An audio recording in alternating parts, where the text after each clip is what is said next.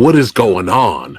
All you horror movie maniacs out there, it's your boy, PhatSamuraiGuy. And holy shit, we have a doozy today, man. Let's talk about the sadness. Here's a quick plot synopsis. A young couple trying to reunite amid a city ravaged by a plague that turns its victims into deranged, bloodthirsty sadists. This film is directed by Rob J. Baz, who a lot of people are calling the Canadian Gareth Evans. Gareth went over to Indonesia and kind of changed the game for action and martial arts genres. And Rob was like, hey, let's show everyone what crazy, extreme Taiwanese horror films are all about. So believe me, this is going to be very difficult to review because I can't talk about spoilers. And I don't necessarily really want to spoil it for you anyway, because I want you guys to go in blind and experience the madness and the mayhem. If you guys are fans of extreme horror, extreme movies in general, I'm talking like gore fest, all right? If you're fans of crazy shit, then this film's for you. If you're not fans of that kind of stuff, then don't bother. And I'm talking extreme, baby. This is probably the most goriest horror movie I've seen in a long time. And for me, y'all know PhatSamuraiGuy's a big gore hound. That's a huge plus, baby. That's right, we ain't pussyfooting around, okay? We ain't doing no safe, family-friendly PG-13 shit or soft R, limp dick bullshit. So this film reminded me of the remake of The Crazies, except turn that sumbitch up to 11. The movie opens up with our couple kind of having a little bit of a disagreement on, she wants to go on this vacation. He has a job opportunity. So they're kind of butting heads a little bit. You don't get that much backstory on our main protagonist, but with this kind of movie, it doesn't matter.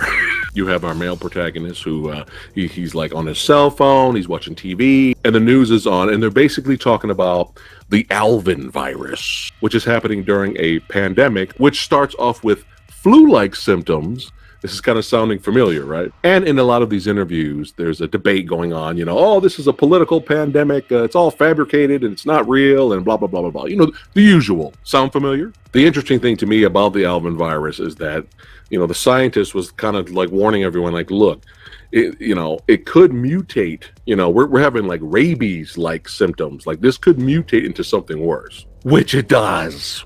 So before the shit hits the fan, you can tell like there's this overall sense in the city of, something's not right. You have people just standing on rooftops, just staring into nothing. Something is off. And the only spoiler I'll give you is that once you reach the 15-minute mark of the movie, that's right, this movie doesn't waste any time, the madness begins. But just crazy shit. I'm talking lone wolf and cub gore spray moments, okay? Like crazy shit. We have the scene on the train, just insanity. And even though certain body parts are eaten, this is not necessarily a traditional like zombie movie. So for example, you have like vampires that are addicted to blood and you have zombies that are addicted to brains, just for example, right? Well, the addiction that this virus causes these people basically is them taking the utmost pleasure of causing harm on you in any way possible.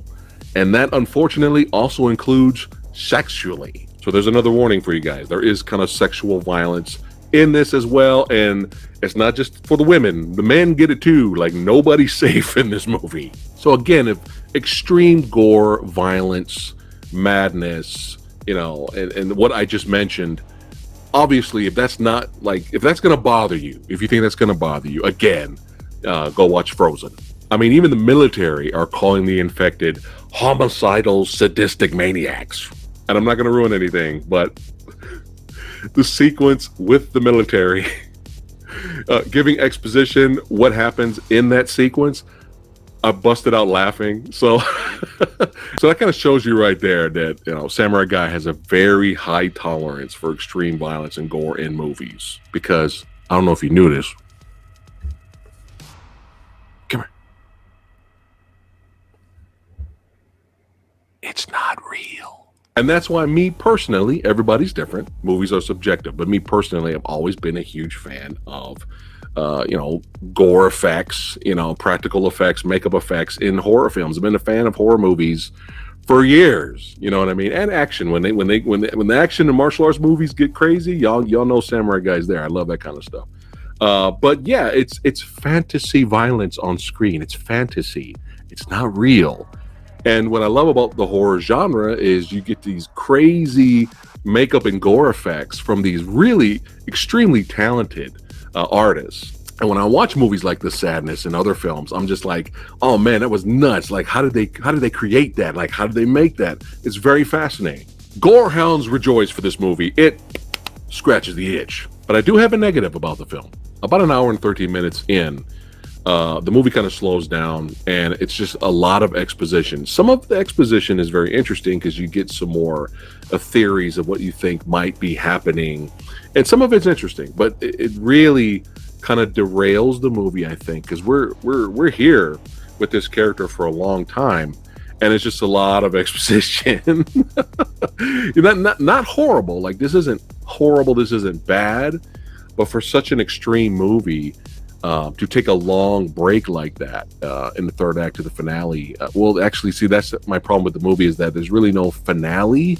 I was hoping in a way that the movie would lead up to some kind of big finale or action sequence or chase or something big, something like mind-blowing happens or something like that, right? The movie at that point kind of loses momentum for me. However, did that ruin my overall experience with the movie? The main standout character in this film is this guy.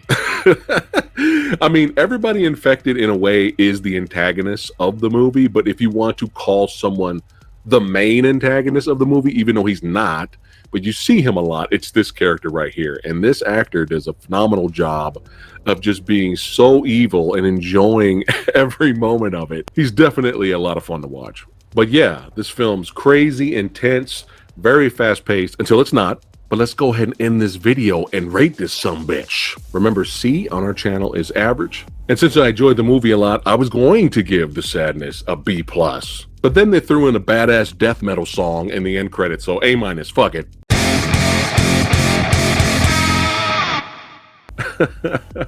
That's how I roll here, man. That's right. Gore, blood, craziness, excitement, entertainment, and fucking metal. All right, that's it for today's video. Thank you so much for watching. And let me know in the comments below what you guys thought of The Sadness. Trash? Awesome? Man? In the middle there? Hey, let me know. I love talking film with you guys, reading the comments, all that good stuff. And don't forget, hey, if you're new here, like, share, and subscribe, all that good stuff. And if you wanted to support the channel, you can do that through YouTube, become a channel member, or support us on Patreon and check out our merch store. All right, that's it. Keep supporting the horror genre, baby. All of it, all of it. Slashers, creature features, mysteries, thrillers. It's awesome. It's amazing. Let's go. Let's get pumped. Let's enjoy ourselves. And I'll see you guys on the next one. Take care, guys.